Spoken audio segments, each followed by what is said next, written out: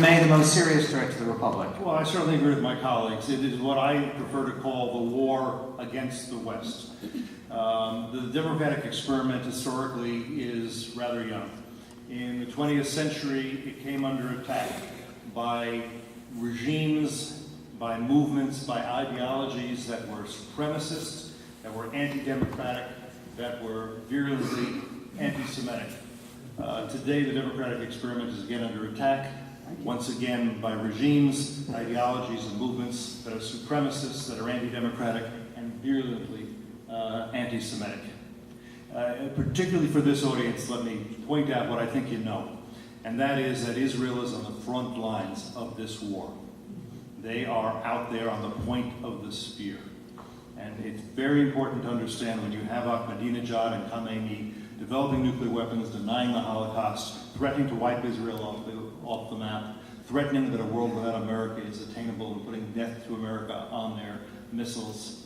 When you have Ahmadinejad coming to New York and to the applause of many nations saying, who knows, 9/11, probably the U.S. government was involved, we have a dangerous situation. The Holocaust, my friends, was not a childhood disease. Having experienced it gives the Jewish people no immunity. This is a very dangerous time to live in. Let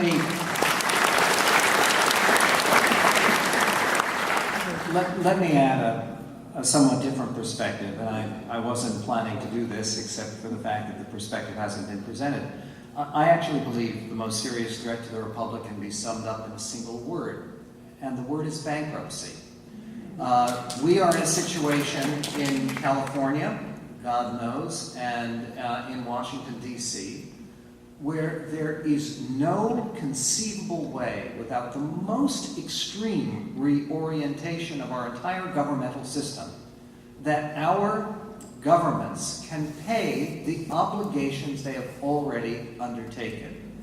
We are broke, we are busted, we are spending too much, the government has grown too large, and it is without question a dire threat to the very existence of liberty and to the American way of life. What is most essential to the American way of life? The most essential element of the American dream. And it's what brought my grandparents here from Germany in 1934 on my mother's side, and from Ukraine in 1910 on my father's side.